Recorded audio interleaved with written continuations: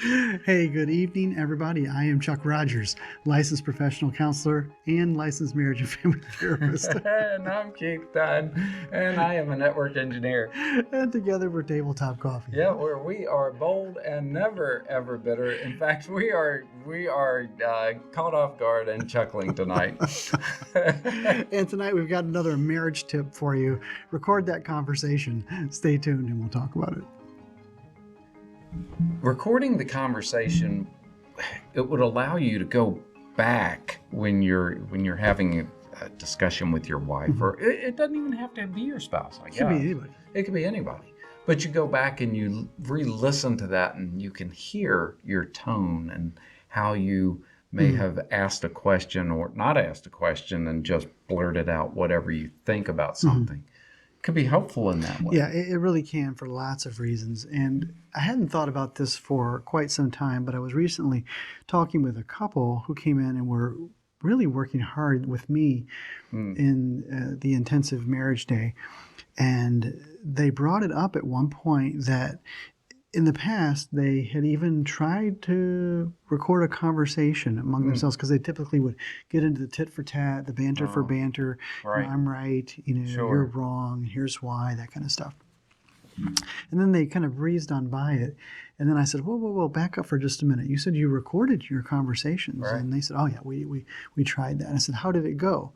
And they kind of paused and said, well, it actually went better when we recorded the conversation. Okay. And so we talked about that. And the truth is that we know from research that when any experiment is observed and the people who are doing the experiment Right. know it, it changes the outcome. Sure. So anytime you're watched or anytime you're listened to, it changes things. And so one of the things that I do encourage couples to do is the next time they're going to have a conversation, and if it has been difficult in the past, simply record it.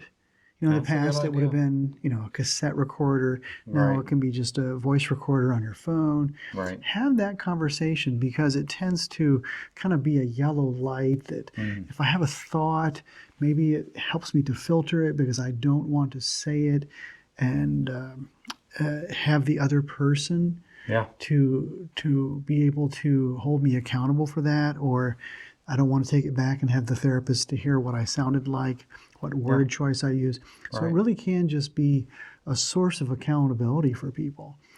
But sometimes what can happen is that it doesn't matter and people become inappropriate anyway. But if you're going to go back and listen to it, it gives you something to compare it to. Yeah. I remember many years ago, I was singing an awful lot at church, and Right. the guy who was running the sound system, unbeknownst to me, was recording me every time, and he made a tape of my own singing, just my songs. It was numerous songs at that point, and he says, "Here, I made this for you." Okay. And I went back and I said, "Wow, okay, thank you." All right.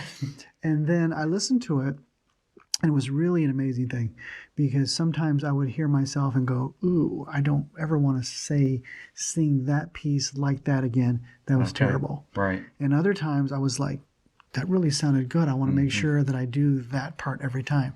So to your point, if the couple will go back and listen to themselves, Right. they can hear their word choice. They can hear their volume. Right. They can hear their tones and can kind of use it as a personal trainer. Yeah, I think so. I think that's true. I wonder if you would ever do anything like a video recording, like set up a GoPro so you can see it as That well would be hear even, it. actually it's even better. I used to record all my sessions. I don't anymore because it became so tedious.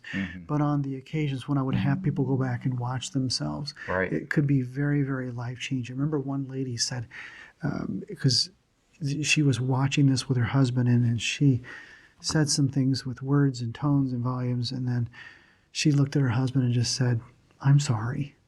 Oh, I'm really sorry." yeah. So because until then, she really had no idea what she sounded like. Right. Yeah, I think that not only that, but I think there are times when, we've talked about contempt And that's Yeah. something that you can actually see. Oh, yeah. Oh, there it is. I see Mhm. that. I had contempt for you. I'm Yeah, so you sorry. can see it. And a lot of times I think we get in the rhythm and actually do things so often, or we just have something come up and you wince, or you just have something that is a facial Hmm. expression, and you're not really realizing that you did it. But if you see it, you can sit that back and say, Yeah, yeah, you see what the other person sees all the that time. is not the way I want to come across. Yeah, so I think you're right. It's even better to video record it, but at Right. least audio record it. Yeah. Oh, that's great. Yeah, so hope that was helpful for you. Hope you liked our content. If you did, Yeah. would you subscribe? Keith Yeah. would appreciate that. I always appreciate it. Even if you don't subscribe, I appreciate you watching our videos. Make sure to like it too. Yeah, be sure and ding that bell though so you're notified of upcoming episodes. Thanks, everybody. Yeah, until next time. So Lisa and I went away for 4 weeks. And 4 weeks. 4 weeks. It was amazing. It really was. We had a great time. We had a good time. We worked while we were on the road. Must be nice to be a done. I know. It is. It's always nice to be a done.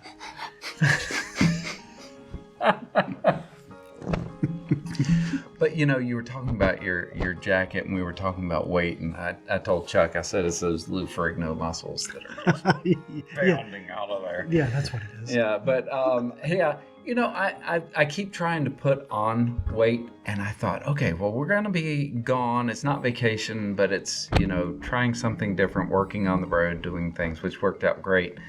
But we ate some really great food. And Josh, he's a great cook, and he just cooks like crazy. And I thought, man, I'm bound to have put on 5 or 6 or 7 pounds. I didn't put on any weight. I still ate the same thing. I checked this morning. I got on the scales, and I was like, oh, come on. How in the world can I not put on weight after that? His problem is he can't gain weight. Amazing, right? I know. Amazing. My problem is I can't talk. It's amazing. I know. It's so amazing.